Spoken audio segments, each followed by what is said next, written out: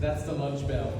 I know some of you are still in line for lunch, but we have a tight program today and some great speakers, so we want to go ahead and get started, so thank you. Good morning and welcome to the February 2025 edition of City Club. My name is Zach Boone. I'm the chair of the City Club board for 25. Delighted to have you all here to help demystify AI. First of all, before we start, I want to take a minute to acknowledge the passing of Jim Lassier. Jim was instrumental in the early success of City Club as a founding member, and as many of you know, attended just about every forum possible since the organization was founded. He always had an insightful, probing question. Those of you who come to forums know Jim always had a question, and it was a great question. He was also a tireless public servant, having served on numerous boards and committees, too many to mention here. He also believed wholeheartedly in the power of dialogue to move critical issues forward in our community. I was able to present at the Bend Rotary Club 3 weeks ago, and Jim was there. He wasn't very well. It was a few days before he passed, but there he was at Rotary, and I was the presenter, and he asked me a question, as he always did, fully engaged until the end. There will be a public memorial service on Saturday, March 1st at the River House at 1 p.m. for those of you who would like to celebrate his life. So let's just take a moment, however you do best, and honor Jim Lassier. Thank you. Next, I would like to thank all of our sponsors and our members who are here. We say it every month, but we could not exist without all of your support. And now it's sort of my tradition. I'd love a show of hands for whom this is your first City Club. For a look at that. Thank you. Thank you for coming. Our membership committee will be in touch with you soon. No, truly, it's really great to have you here, whether this is your first and last or your first event, we really appreciate it. And now on to the forum. I would like you to take note of the QR codes on your table. So if you have questions for today's panelists and moderator, that's how you will get those questions addressed. So please take note of that. You can do that now during the presentation or when we get to the Q&A portion. So I think the Wi-Fi in here is much better than at the River House. The QR code link should work. And today's moderator is Justin Coates. Justin has seen firsthand how AI can transform business and lives, but he's equally committed to ensuring that we don't lose the human touch in the process. From the Marine Corps to his leadership in the AI space, Justin's career has been about embracing change and helping others do the same. He specializes in breaking down complex AI concepts into simple, effective strategies that leaders can use to drive innovation and success without forgetting that human element. Please help me and welcome Justin Coates.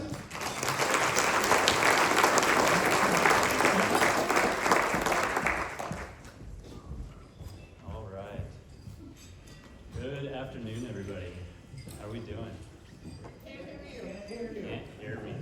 It's unmuted. I pushed the button. I did the human part. All right, cool. All right, we got me now. Fantastic. All right. Well, good afternoon, everyone, and thank you all for joining us for lunch for City Club, and thank you to City Club for putting this on. I was part of the planning of all this, and there is a lot that goes into an event. First time really planning it, so really thank you to everybody for putting this on. And I'm here with John and Maddie, and we're here to really just lay a framework and a foundation to think about AI, artificial intelligence, how it's going to impact ourselves, our lives, our society, and our businesses. And so, diving into this, we'll go ahead and look at today's agenda here. I'm going to be speaking to you with an introduction to AI, and if we can get the next slide, we'll be talking about how it shows up for us every day during our panel, and the impact on workforce and how we work, and we'll ask a bunch of questions about ethics, liability, and societal impact. And, as Zach mentioned, really important piece. There's a QR code on your table. If you scan that, you can ask your question. So at any point throughout our presentation or the panel, and you have a question, go ahead and scan that code and text it in, and we'll get that moderated for us during the Q&A session. So now, I want to call attention to the fact that this is a room full of humans.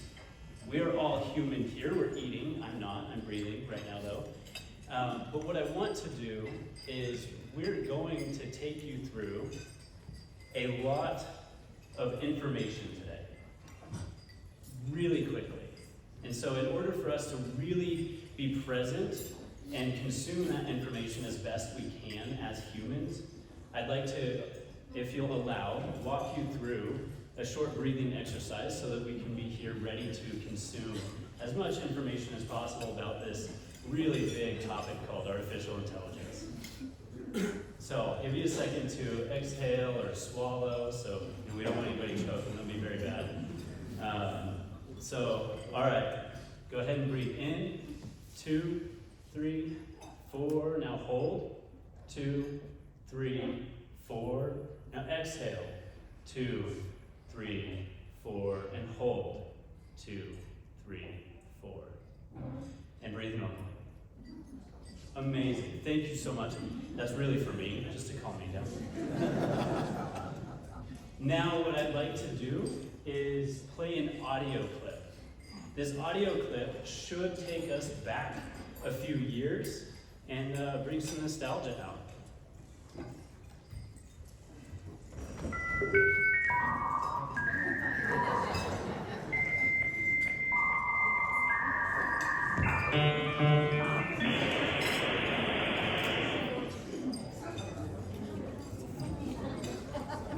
All right, how was that? Yeah, take us back to the early 90s? Yeah, okay. Now, I want to play a video for you that I made for you a couple months ago. Let's go ahead. Hey everyone, thank you for giving me the opportunity to shed some light on AI, give you a demonstration of one of the tools and a couple of ways to use it, and hopefully give you a perspective you've not yet had that shows you how you can start to utilize and integrating this new era technology into your personal and professional life. I'm Justin Coates, co-founder of Niche.ai, an AI literacy, training, and custom software solution company. I'm Justin Coates, co-founder of Niche.ai. Okay, that video was 100% artificial intelligence. That was not me. That video, that 30-second video, was created by me uploading a 30-second video of myself to this artificial intelligence tool called HeyGen, and in 5 minutes, for free, I had that.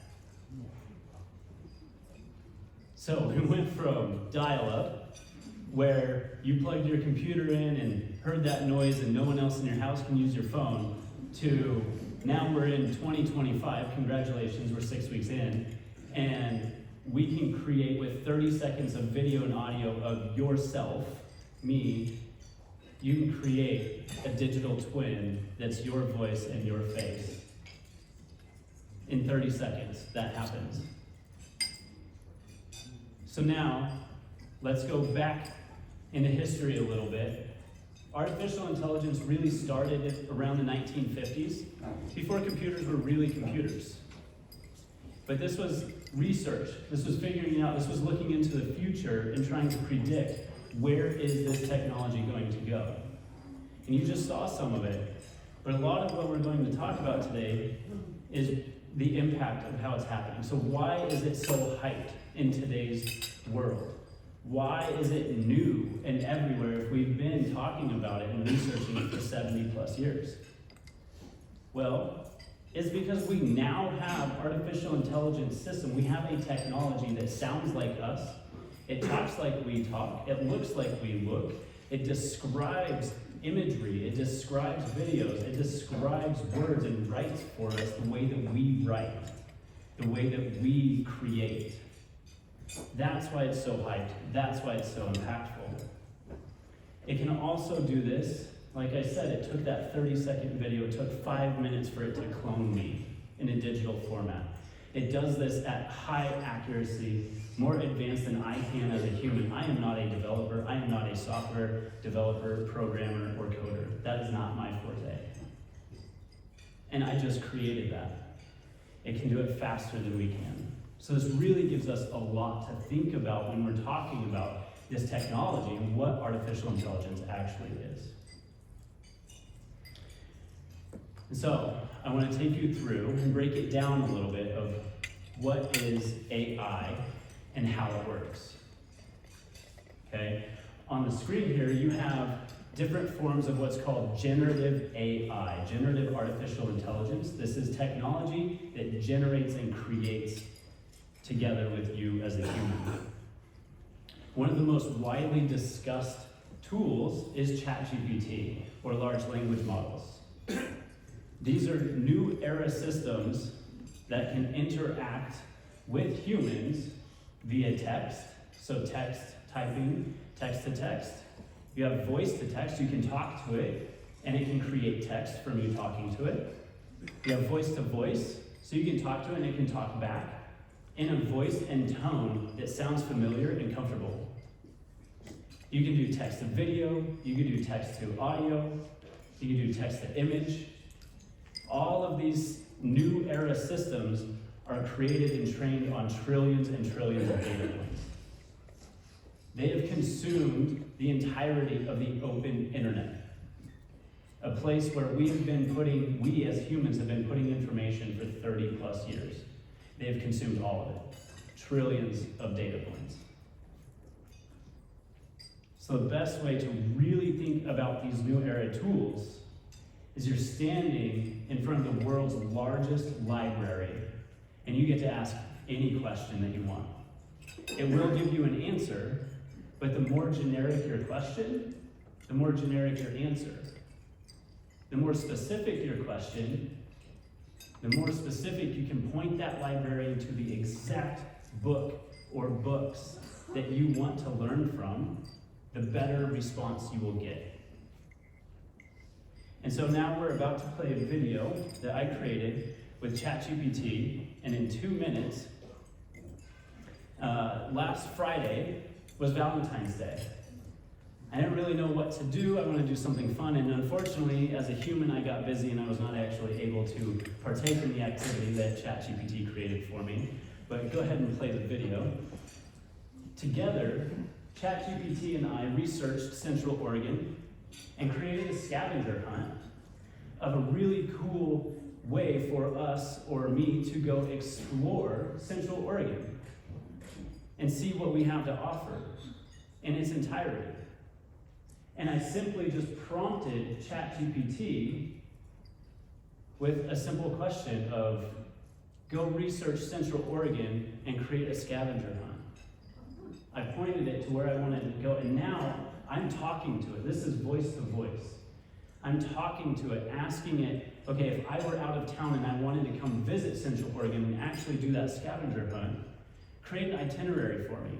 Hey there, What hotel would I stay at? Oh, I didn't know we actually had audio. So this was me talking with it about my itinerary of how and where we would go stay, where we would eat, what hotels we would stay at. And it's thinking about actually answering these questions. Did you kill the audio completely? Okay, they killed the audio. So that's what we really have with artificial intelligence. We can go to the next slide. And when you're working with these systems, again, we're laying a foundation and a framework. The way you work with these systems is you want to get 80% of the way there. You're not looking at it to take over your life completely. You're not looking for it to take over 100% of everything. You're looking for it to take over the mundane, repetitive tasks that maybe you don't like doing. Maybe you don't like planning a trip, but you like going on the trip. And you like fine-tuning the restaurants or the hotels that you actually go to, but you don't like doing all the pre-research. Have it do 80%, and that's really what we're looking at. And so, moving on to the next slide, what we're really needing to do as humans and as leaders in our community is we need to pay attention to these tools. We need to learn what these tools are. We need to learn how to interact with them, because I have been teaching humans for the last 2 years about these tools and how to use these tools. And I'm here to tell you, every single person in this room is very unique. You have a unique intelligence. You have a unique life experience. And all of that information that you have as your person is enhanced and empowered by this technology. every single person.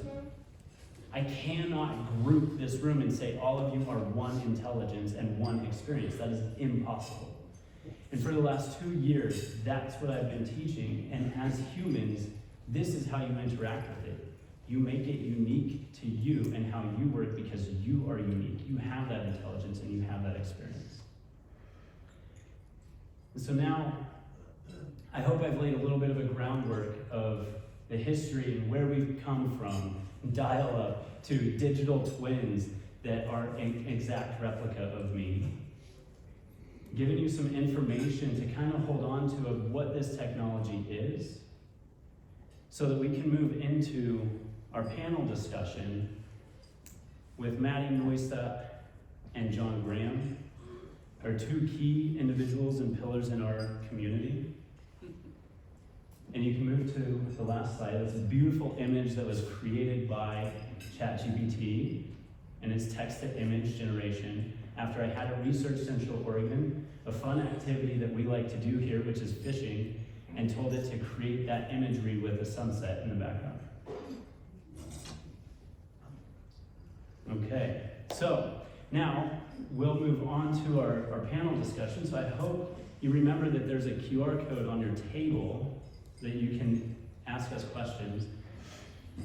And I am here with Maddie Neustadt, and she is an international legal advisor in digital law and legal tech entrepreneur. Her legal practice bridges US and European expertise in privacy, cybersecurity, data protection, governance, artificial intelligence, and intellectual property. Her strength is translating complex legal and technical requirements into actionable strategies capable of helping businesses grow. A strength that propelled her to found V4 Final Incorporated, which provides an innovative AI-powered contract negotiation platform. I definitely want AI negotiating for me. As well as running Forsti Cyberkinetics, a boutique law firm focused on digital regulatory compliance. That's crazy. That's a really big problem to tackle. I'm busy. She has a BSc in applied physics and a law degree. She bridges all aspects of law and technology. She has been recognized in Silicon Valley as a top 100 woman influencer and innovator of the year for in-house legal practice, and holds both a CISSP and a Fellow of Information Privacy certifications. Thank you for joining us, Maddie.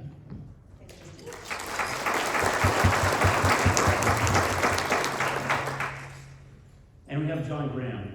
Thank you, John.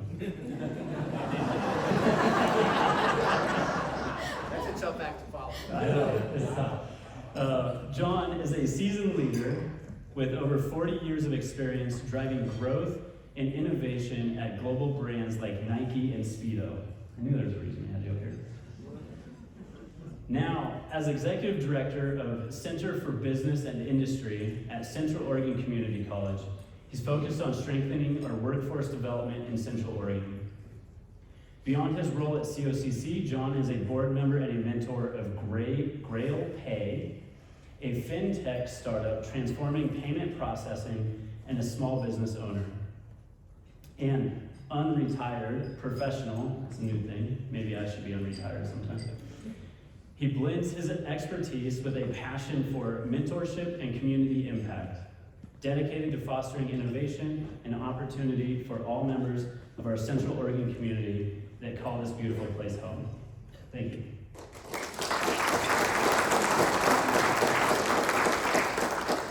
All right, so we have this powerful duo here, and we're going to discuss this new era technology and how it's going to impact us. So John, would you like to kick us off a little bit about how you're viewing artificial intelligence? Sure, thank you. First of all, thank you, everybody. Appreciate you coming out to hear us.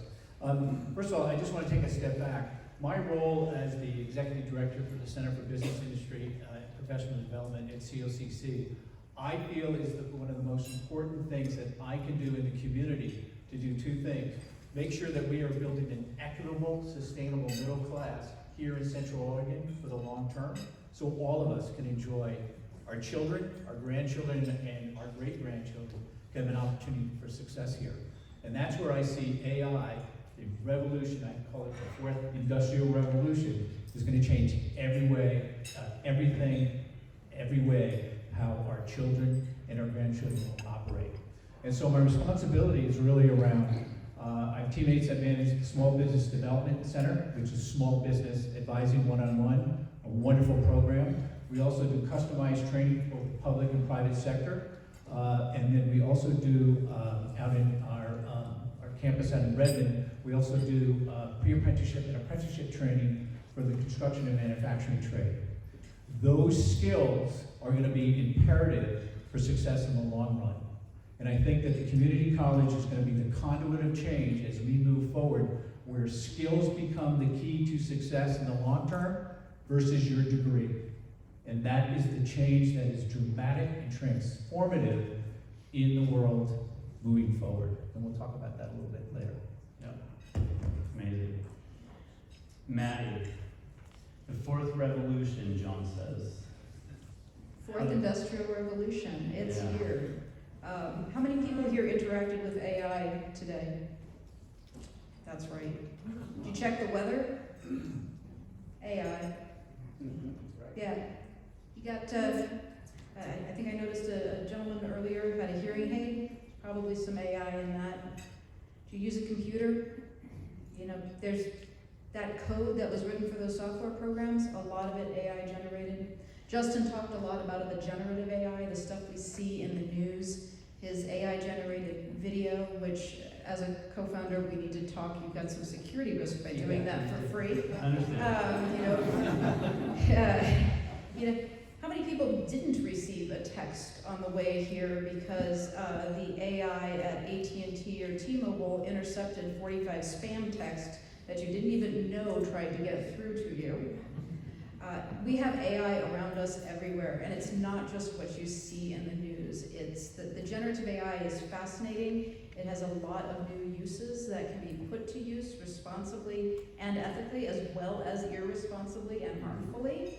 But there's a whole bunch of non-generative AI out there too that is being used to study the climate and find new solutions to climate change, protect us from threats both digital and real, identify fire threats in our forest.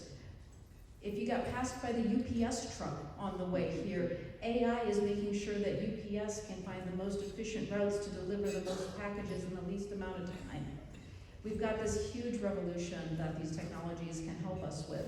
And that's what we're here to kind of talk about is, you know, what are the differences of them? How are they being used in our lives, both in what we can control and what we can't control? And then how do we address that both in our interactions with AI, in our workplaces, in our personal and professional development? We've got a lot of opportunity here. This is, you know, the next steam engine, the next personal computer, as John said, the fourth industrial revolution that we're looking at. Yeah, that's absolutely correct. And you know, from our perspective at Niche AI, we've watched a lot of that happen over the last couple of years of regular employees, regular humans and individuals just leveling themselves up. They're saving time, they're saving mental capacity, they're taking stress off of their plate. Instead of adding more work, they're taking stress off.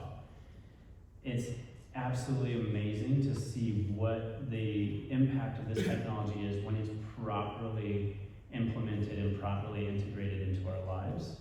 Instead of just being blinded and running straight forward, when you actually take a step back and try to learn it and understand it and how you interact with it, you'll be amazed at some of these innovations that you will come up with for yourself in your life. So a question I want to kind of kick this off with is, you know, we're talking about the fourth industrial revolution. That's a really big thing. So, you know, let's kind of bring it back down to earth and back home a little bit. Is AI is transforming industries from healthcare to retail. That's to say it's transforming every industry. John, I think this is for you to kick off. Which sector do you think will see the most disruption? My question says over the next 5 years, but I mean, AI is fast. Yeah, thank you for that. I think the most disruption you're going to see will be sort of a short-term impact to sort of those higher-end white-collar jobs today that are out there, as the speed and clarity at which AI is impacting businesses. The skills needed are outpaced with the actual skills that individuals have. So what you're starting to see today, even out in the marketplace, the JP Morgans, Chase, American Express, those companies are beginning, Microsoft, et cetera, are beginning to tap the brakes on hiring people, letting attrition begin to sort of carry across before they start to rehire people with the appropriate skills for the future. So you're going to see that sort of impact at that white-collar level immediately. And then what you're going to see from that is the opportunity for businesses to do two things: constantly upskill or reskill their workforce. Because we do know that the shelf life of new technology is less than 5 years. Meaning every 5 years it changes dramatically, and you have to have a skill. You have to upgrade your skills to be successful. So that's where we see the impact to begin immediately, and you can feel it now. If you're out in the marketplace a little bit, you're reading the paper and see what's happening. Those brakes are being tapped, and those communities are starting to prepare for that next wave. Yeah, on the way over, I actually saw an article. I was going to add a little bit to that, Justin, too. I think that 5-year cycle is even shortening. AI is accelerating the rate of change that we're seeing in those areas. And to the extent businesses are tapping the brakes right now, it's almost like they're just taking a moment to figure out how to become resilient. It's not necessarily that they're going to stop, but they have to figure out how to, again, become more resilient. I think resilience is going to be, and resilience to change is going to be far more a desired characteristic in the workforce than any specific tool set. It's going to be the ability to continue learning, the ability to pivot more so than just a given function. With the exception, so when people say, what won't be affected by AI, I'm like, I think my hairdresser is safe. That is still cannot be done by a robot. Things I won't do is go to a robot for a haircut. But they're using scheduling tools and things like that. So maybe the receptionist at the hairdressing salon, that might get replaced with a robot. But I think my hairdresser is still safe. Yeah, it definitely can embed itself in various functions of a business, right? But one of the articles that I was reading this morning was talking about, and it came out from Microsoft, is that they found that they sent out a survey across 319 or 20 different individuals, and they found that using generative AI has actually reduced some of their critical thinking that they've done. And part of that, in what they found as research, was that generative AI is taking over the first few steps of the tasks that we typically spend most of our time thinking about and working on. And we've spent, to John's point, we spent 70 plus years becoming specialists so that we can be directors and C-suite and managers of these organizations that, run our economic development, right? And so that's something that is starting to be studied, but where, and I want both of your opinions on this, what I've found is, yes, that's absolutely true. We stop thinking about the first few steps of how this task or project gets done because we have a system that's extremely intelligent and fast at doing those steps. But now we can actually spend our time critically thinking and shifting that from the beginning of a project to the end of a project on the stuff that actually really matters. Because a lot of that is what polishes the products that we create and put out into the world for us humans to consume. Maddie, let's go ahead and start with you on that one. How do you feel, or what does that make you think about the critical thinking aspect? The cynic in me says there's been a challenge for critical thinking in a variety of areas for a while. But at the same time, I also see an evolution of AI tools that is coming up, and a bigger demand now for AI tools to be developed with a human interface in mind. I think there's actually going to maybe even see an uptick in skills in human behavioral interaction, the behavioral sciences, as we employ more psychologists and behavioral studies experts in the development for AI tools. You know, I think of AI and my company that's developing AI software for in-house legal. I'm trying to develop an AI that almost acts as a Socratic professor to force people to actually think critically about the information that is available to them. And I think that's the next step in AI. Right now, a lot of it is very new, and the apps that are coming out being built on it are shiny objects. They're made to get your attention, to get the clicks, to get people to realize that this is a possibility. That is going to mature as technology always matures. You know, if you think of the early internet and jumping on the BBS to chat with your friends who knows where about who knows what until you can play Pong together. Well, great for early internet. Everybody wanted to go play Pong.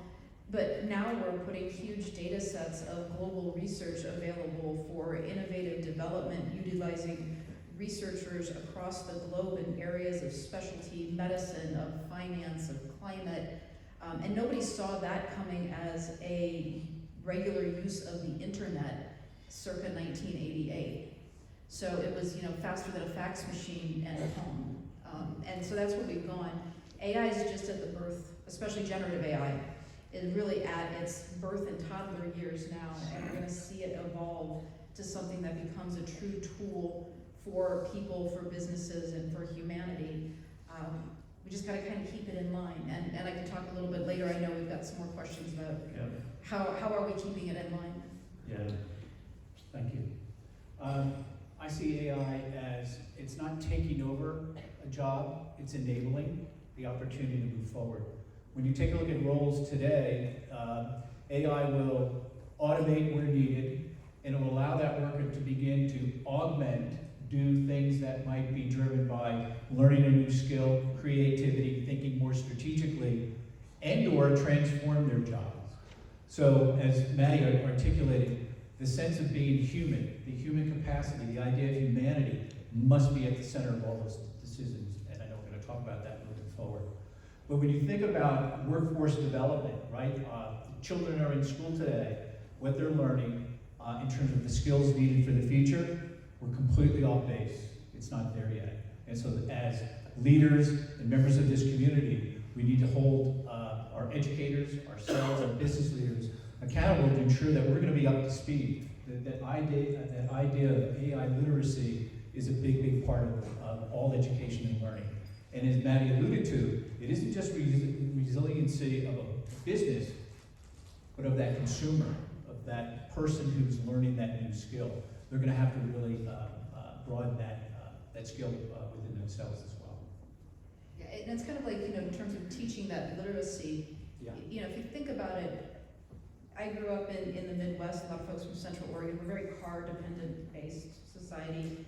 You have children, you take your children in the car, they start in the car seat, booster seat. They're used to getting in and out. They see you put your seatbelt on every day and use it safely and drive within the speed limits. Thank you on the parkway. And they recognize what responsible use of that tool is, because that automobile can be very dangerous. And by the time they're ready to take that driver's test, they have that muscle memory to them. So just like you wouldn't just keep a child away from a car for their entire life until they turned 18 and then throw them the car keys. Same thing with AI. You have to show them what it can do, show them how to use it responsibly. How do you create the correct prompt to give you information that allows you to go research something as part of a school project rather than just have it do it for you? That's such a good point. Yeah, because you can use AI. I use AI in my business. I use AI in my legal practice. Can you give us a very specific idea of how you use AI? I mean, don't give away any secrets. No, well, for example, I'm a small business. I don't yet have the money to pay for every expert I would love to hire. But I need a marketing plan. I don't know much about marketing except that I've been marketed to. And so I go and I ask ChatGPT that, I tell it to, I don't just ask it, can I have a marketing plan? I say, put yourself in the role of a chief marketing officer for a small business working in B2B software. And you need to develop a 3-month marketing plan covering these 3 aspects that I've read a single article about. You know, what should I think about? Yeah. Boom. And it's given me a bullet list, not of how to market, but a bullet list of things I need to do.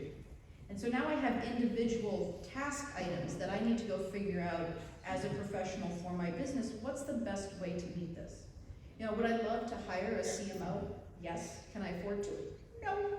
So, you know, I use the tools that are available to me. Is it a perfect marketing plan? Most likely not. But it'll get me started. Right. And it gets me thinking about it and using those critical thinking skills, not to just come up with a task list, but use those critical thinking skills to figure out how I'm actually going to solve the problem that the task list created for me. There you go. If you think about what Maddie just articulated. One person, she was able to punch above her weight and participate in a place where, you know, 2 years ago, you'd have to have those level of expertise. Marketing, the digital marketing play, sales and operations, all of those players would have to be a part of that, and that would constrain your ability to grow. And that's a great point too, because if I think of my role as a small business or anybody's ability to punch above their weight, 20 years ago I would have needed to go find a lot of capital to find the right people. Absolutely. Yeah, that's There are- really expensive. And there are a lot of people who have historically been kept out of the capital market because they didn't go to the right school, they don't look the right part, they don't have the right background to get in front of that. And all of a sudden you've equalized the ability to get that resources at a low level to every founder, not just the founders who, you know, went to Stanford or came from a long line of entrepreneurs or have parents with, you know, multi-billion-dollar trust funds for them. Right. So it's a huge equalizer in getting into that business, and I know that small business is a huge aspect of the Central Oregon economy, and it's giving all of us the ability to, again, punch above our weight. Right. I get Yeah. goosebumps when you So it's not just, you know, we're talking a lot about business, and we'll go back to that because workforce and impact on that's really huge. But as you saw, I created a scavenger hunt for a fun weekend that, you know, we can take our family on. So you can do it for family events. And, you know, one thing that John mentioned is the education of this, and Maddie said, you're not going to throw your 18-year-old your car keys if they've never seen a car before, right? And so we have to build this framework as a society. I don't have all the answers, I have some of them, but I don't have all of them. John doesn't have all of them, Maddie doesn't have all of them, but as a society, we have to build this framework of how we're going to move forward with this technology and what that means. And when I was in high school, I had a keyboard typing class that taught us how to type. In that class, I learned how to create websites. Had I known how early I was in 2004 creating websites, maybe that's what I'd be doing today still. I didn't know how early it was. We're there with AI. We are that early. Generative AI has only been out for 2 years. And probably, from my experience, the majority of you in this room haven't even touched it yet. Or maybe you did and you had to convert a Taylor Swift song into sound like Shakespeare. Right? So it's really on us to kind of build that framework for how we're going to move forward with artificial intelligence from a human perspective to make sure that we have that education, we have that literacy, but we also have that leveling up of our own experience of what we can do. And so I kind of want to touch on a little bit. I was going to ask that question. I think I'll ask this one. You know, so AI is changing how we work, but not just what we do, and how we work with these systems, intelligence systems. You know, over the last couple of years, we've really become a virtual society. You know, hey, let's meet in person. No, virtually. Let's go virtually. I don't want coffee with you, right? I'll do both. If you want coffee with me, I'll go have coffee with you. You know, so we've seen how technology has already started to change how we are interacting in the workforce, and now we have a system that can literally do the first 80% of every task. If you have a process, and you can break it down step by step, and this is for your meal planning, this is for your workouts, this is for a family trip, right? It's not just work, but if you have a process and you can break it down step by step, you can teach the system to do 80% of it. And so, Maddie, with your experience, John, with your experience, how do you see the human dynamic changing in work? Sorry to throw you a curveball. No, that's okay. It's not in the paper. You didn't warn us about that, Justin. Yeah, I think that's a hard one for me just because I've worked in technology for so long, and I've worked with varying technologies as they come up, and you're just kind of expected to adapt. I spent 6 or 7 years at Microsoft, and we had something called the dog fooding campaign, which means you ate your own dog food.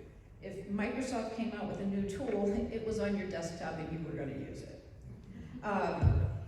So I just kind of got used to that technology was always going to interrupt me somewhere. I think the big difference I see is we do have to develop more of a discipline, and this becomes difficult because humans are in fact inherently kind of lazy. Even I'm kind of lazy. I would prefer not to do something unless I find it enjoyable. So we do have to kind of build in that skill set that, technology is still a tool. It's not a replacement for me as a human or even as a worker. So if a technology comes out like the AI to create your video, I've seen things now where you can, just create your AI video, it'll sit in the Teams meeting for you, take notes for you, give you the summary later. True. I want to do that. Yeah, right?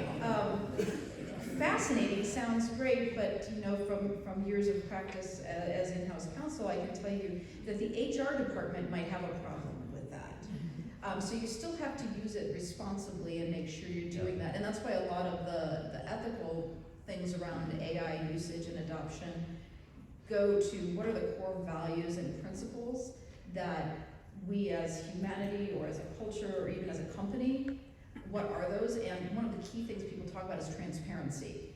Transparency about when you're using AI, how you're using AI, what the AI does for you, how it uses your data, how it interacts with other stuff. But that goes for humans too. If you're asked, hey, was that AI? And you're hesitant to answer that, that's a human problem, not an AI problem. Yeah. And we still have to address those challenges of adopting technology, that we can't abdicate our responsibility as humans and members of society by saying a machine did it. Wait, so we still have to take responsibility? Yep. Really? Okay. All right. You heard it here first, folks. You still have to take responsibility. Thank you, Maddie. I appreciate that. That premise that humanity must be at all of those places where the machines and technology intersect are really, I think are really important. Think about the fact that today, as in terms of say workforce development, today education is one stop, one way it's done. 20 to 50 students sit in a room, one teacher teaches, and as we know, students learn in all different rhythms and in different places. Yet today, we don't teach like a tutor. We don't teach in a guiding method.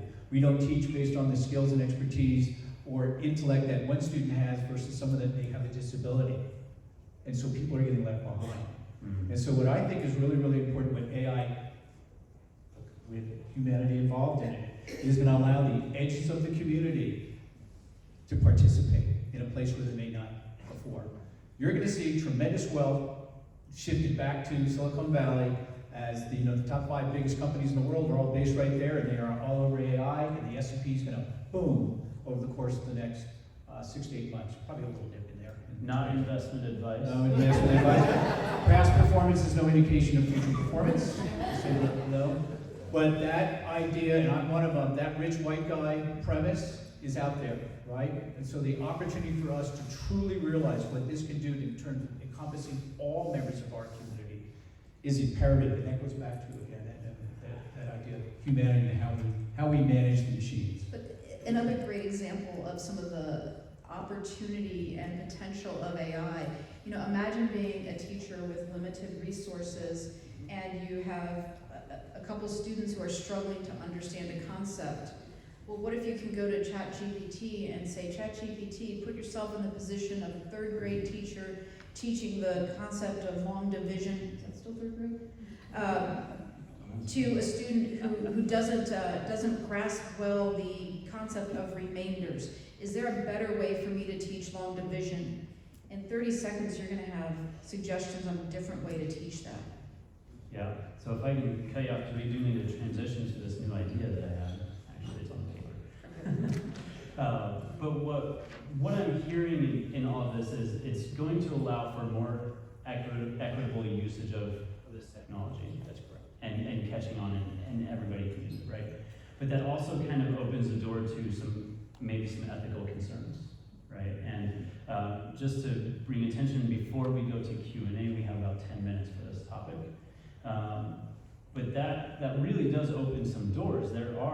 We live in a world where bias is real. My life experience is my life experience, and that's how I view the world.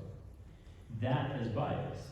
These machines, as I taught you earlier, have consumed the entirety of the open internet. So each individual in this room, if you put information into the internet, that's there. That bias exists. And it's not saying it's positive or negative, just bring attention to the fact that it's real and it's there.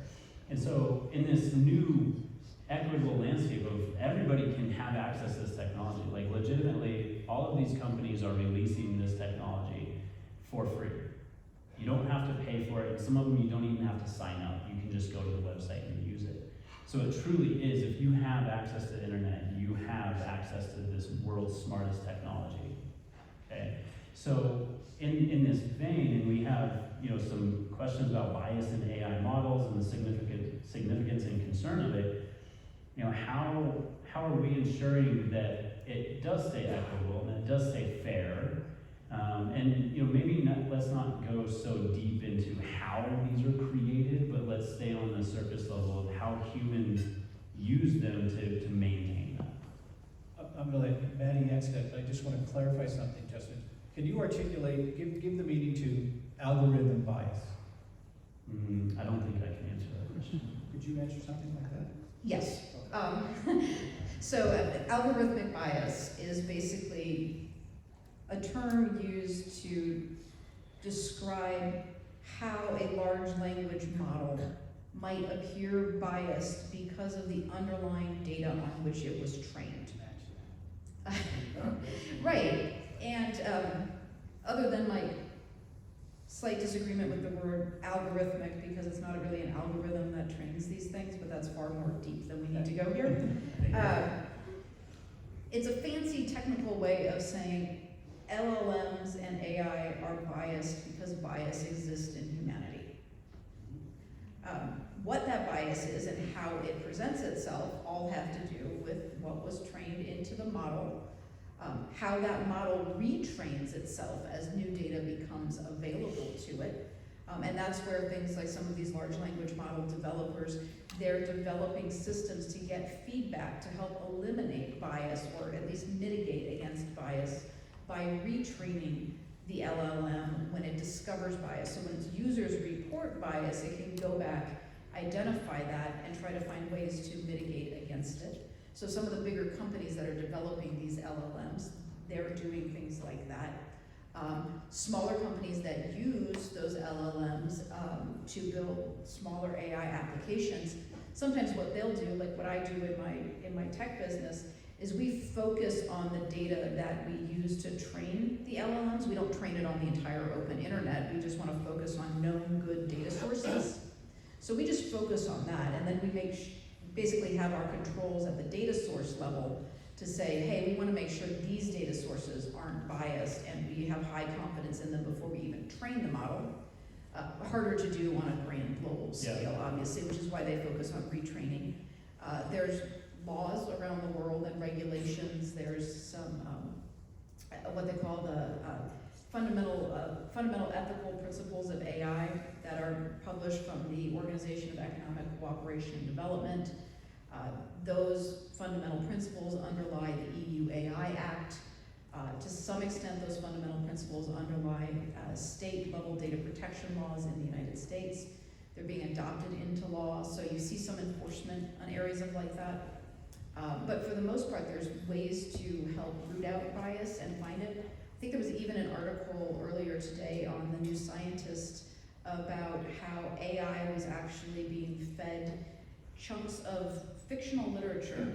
So again, a set database, and it was being trained on literature in various time periods in order to gain insights as to how bias, gender bias and racism evolved over time in fiction.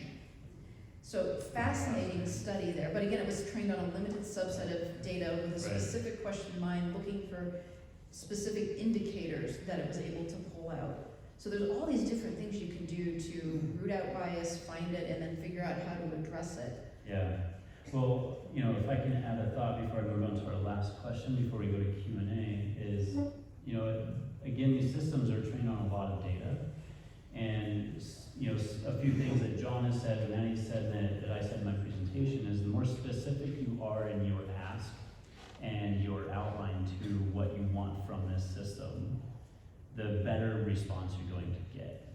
And so you can root out, Maddie's words, you can root out some of that bias just by being extremely specific with what you're looking for. So it knows where to look in its information okay, I need to pull from this section of the library, I need to pull from this section of the library. So it really does come down to how you talk to it. And if you're generic and general with it, it's going to come from everywhere. But you can also tell it to reinforce your biases that That's way correct. too. So you gotta be a little careful. Yeah, use it to help you learn and develop professionally, right?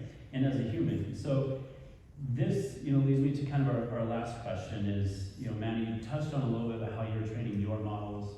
John, I know this is really important for you working with our community college and small businesses, and especially Maddie, for you having your law background, data privacy, right?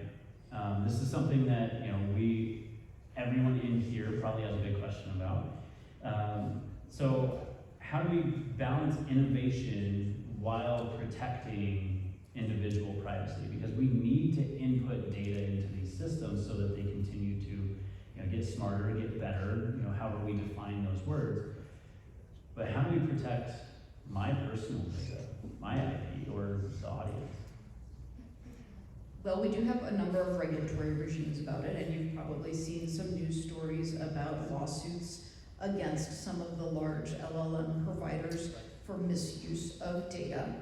We'll see how a lot of that plays out. You see insecurities in their LLMs that, again, the law gives remedies to for disclosure of personal information or confidential facts or intellectual property.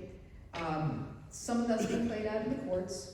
Some of it goes to pure diligence, particularly if you're inputting your own data or the data of your employees or your business into one of these tools.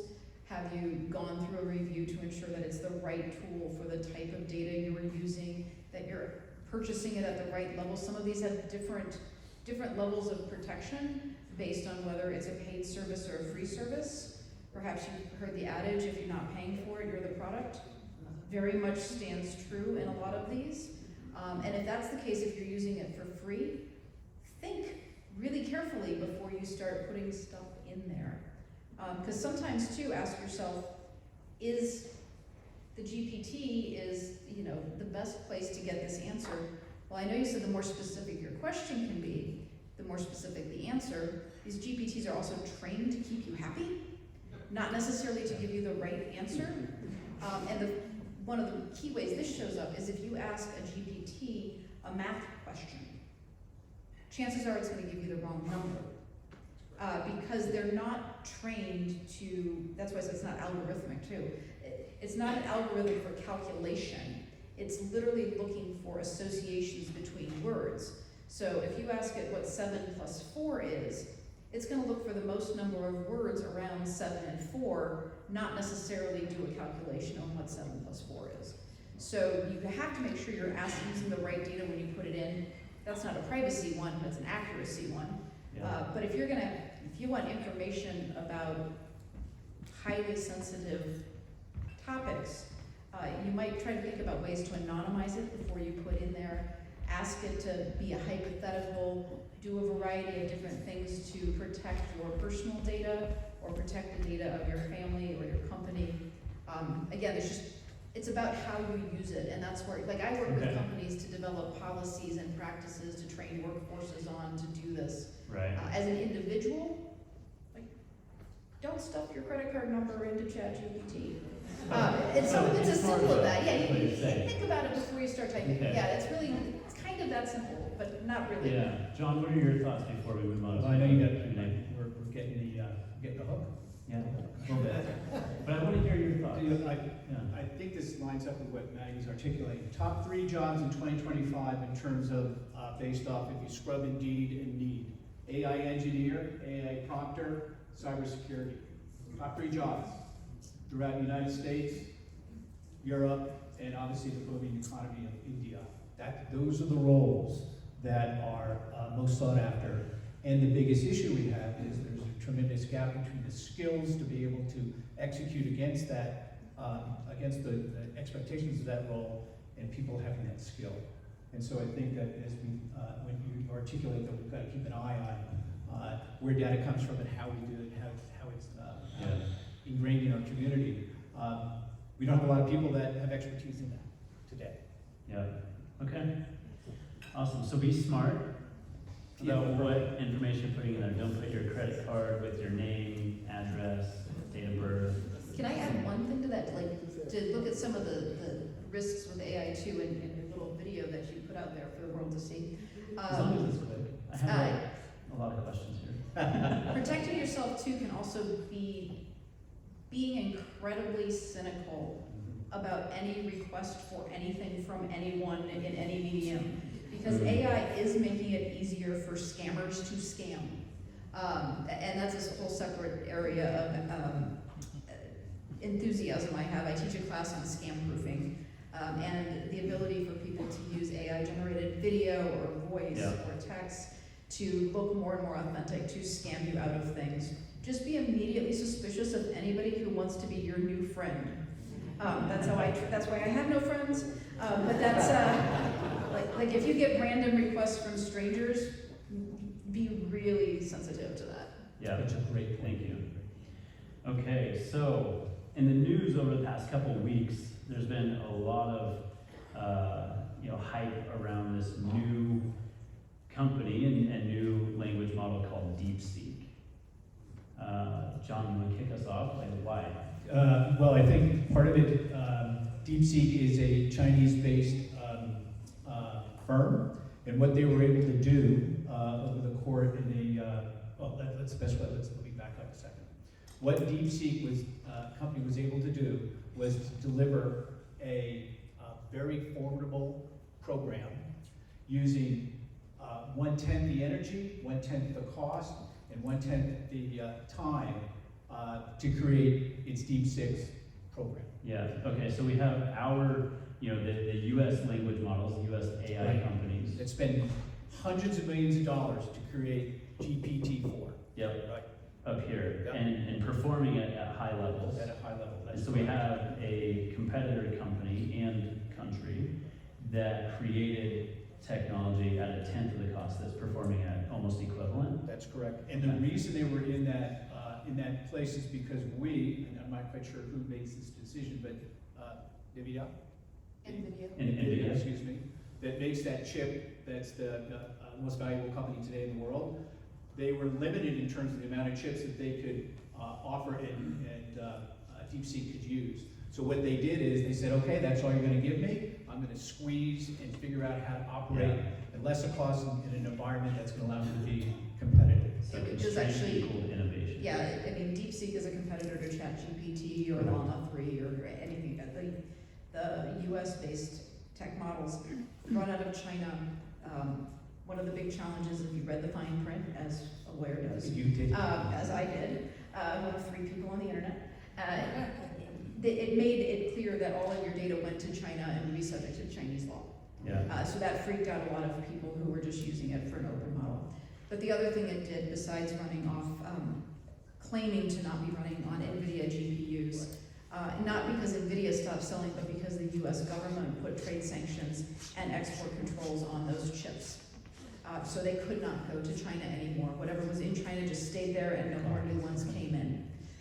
Since they released their publications on performance and cost, a lot of it has actually been proven false. They're finding signatures to NVIDIA GPUs that they can't admit to having. And the performance testing, when independently run, is not being repeated. But the bigger thing from a tech point of view that DeepSeek did is they took the technology used to build this LLM and they open sourced it. So they put it up. Can you define Open source means that they are putting out their software code for this under a free license. You don't have to pay to license that code. So anybody who wants to try this for themselves on NVIDIA or other GPU or any other piece of silicon, because there's even new silicon types coming out other than GPUs. I won't get into CPUs versus GPUs, but there's even new types of chips. Anybody in the world can go get this code and try to do the same thing. So it's opened up a competitive landscape globally to make LLM access cheaper. Okay, so they made something because they were constrained. They created something that competes with what US companies have spent billions of dollars to create. They did it faster, cheaper, on less equipment. To the extent you can believe the And numbers, yeah. then they published it to the internet for free for everyone to use, So along with their research papers. If you don't want to have all your data go to China by using the DeepSeek app, you can just go grab the code, build it wherever you want, and they don't get to see anything. Well, you say, I mean, just go grab the code. Well, yeah. Come on. I'm sure it's a big repository, but you need some skill sets there. Yeah. That's why full stack developers with AI and that deep learning, big data experience. That's going to be a huge area of job growth. That's a hard job. That's going to need some significant investment in education, time, and resources for people who want those jobs. Okay, so it's there. Talk to ChatGPT a little bit about programming and how to use open source software, and you can create your own LLM here.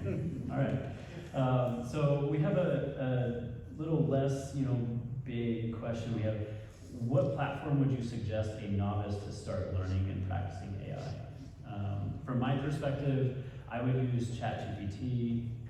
Google Gemini is also another good one, and then there's a company called Anthropic. Claude is their large language model. I also like Perplexity. Perplexity is also a really good one. It's like a search engine that it's more of like an answer engine. It's what we all wanted Google to be in the beginning. We wanted to be able to ask a question and get a real answer instead of have to figure out, okay, it's a brown cat sweater, and the filler words don't matter. You can actually legitimately ask a question. So perplexity.ai is the website.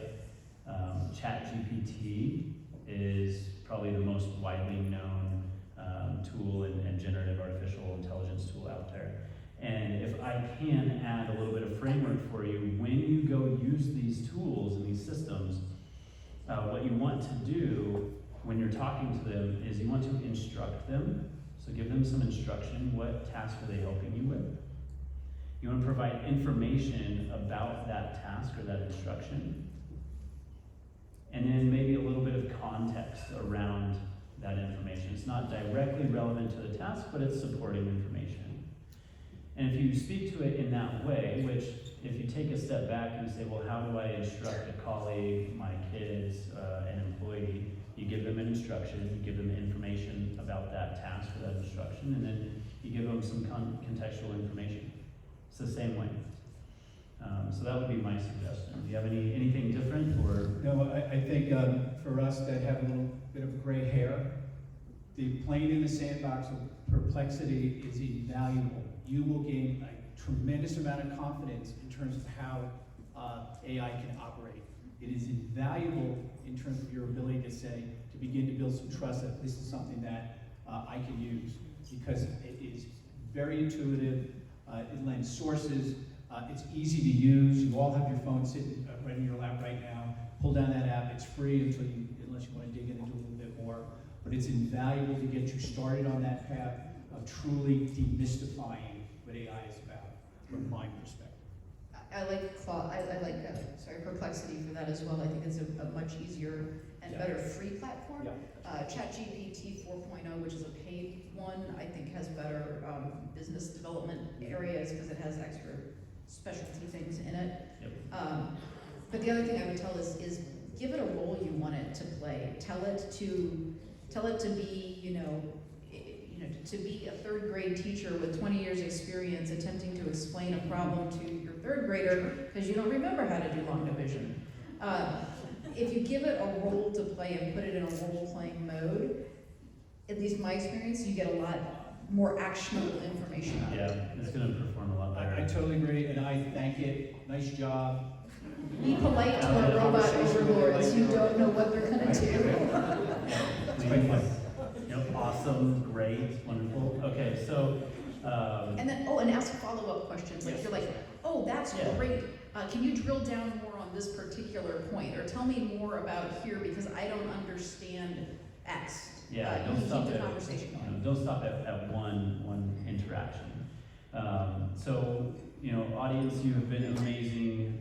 Panel, you've been amazing. We have time for one last question. So, by show of hands, I have two questions here. One's about data privacy and one's about the environment. So, environment, who wants to hear about that?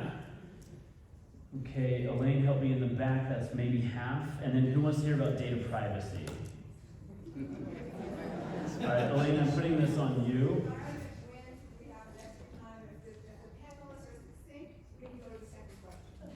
Okay. All right. So the first one was environment. Okay, cool. So the question is, all this AI will require lots of electricity. Yeah, it's going to require a lot more than we actually have. What are the environmental impacts of this, and what does that mean for us here in Central Oregon? Well, I would say that look a little bit with the critical thinking cap on some of the projections for energy usage for this. It assumes no significant power consumption reduction in the chips and the technology itself. We've already known from seeing what DeepSeek said. Yeah, that could change. So there is that. It also tends to assume that no new advances in energy generation will come in. So it keeps a lot of things steady before it makes its projections. That being said, this does require a huge amount of compute resources, and quite frankly, that requires a huge amount of power in those giant data centers like is out in Craneville. For Central Oregon, That's a big question, isn't it? it's a huge question. I do think might we see additional development opportunity in people putting data centers here because we do have ample solar, we have ample hydro, Yep. we have good dry conditions for passive heat and cool. A large part of the electricity for those data centers is not in running the computers, it's in keeping the computers cool. Otherwise they basically melt. So HVAC systems take up far more energy than almost anything else in a data center. And we're a great climate to operate in because of that, because things like evaporative cooling work here. We have cheap hydro, we have lots of solar. It's sunny today. So there could be good opportunity, but it is definitely an issue to look at. And that's why companies like Microsoft are even investing in things in nuclear fusion and nuclear powers. I know one of the projects that Bonneville and Hanford are working on is like a portable nuclear reactor that can go to an individual space like this. Yeah, John, what are your thoughts? Well, as a passionate angler out there in this beautiful place that we call home, where that water that cools down those massive systems, we talk about it disappears into the earth and fills a certain void, and then it trails off into some other conversation. I think it's imperative that we hold people accountable, big companies like that accountable, for all of the work that they're doing in terms of telling us that this is going to be okay. And I think we have to dig into that. Absolutely agree with that, and I hear that a lot.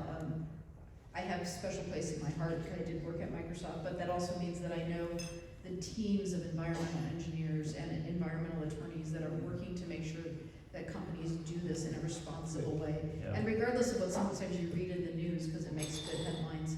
A lot of those big companies really do have huge teams of people trying to solve those problems. They do. They do. And this technology is the smartest technology humans have ever created. That's right, and there's the value, right, that you Yep. need to articulate. We're using the technology to find fixes for the problems the technology has created. Yeah. So that's where we're at. It requires a lot of energy. It has required. It's been created already, and the technology that has been released to the world for the last 2 years is smart enough to take you and alleviate you from the first few steps of any repetitive task, any mundane task you don't like. Relieve yourself of that task, and then work on the last part that really matters. Human plus artificial intelligence will solve these problems. It'll help your life, it'll help reduce your stress, increase your mental capacity, and use it for your personal and professional development. Thank you, Maddie. Thank you, John. This was amazing. Thank you, City Club, for putting this on.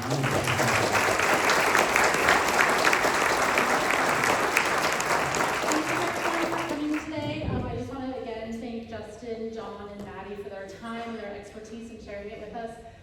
And give a plug. So John is generously offering a discount to people who've attended the forum on a course that COCC is doing for professional education.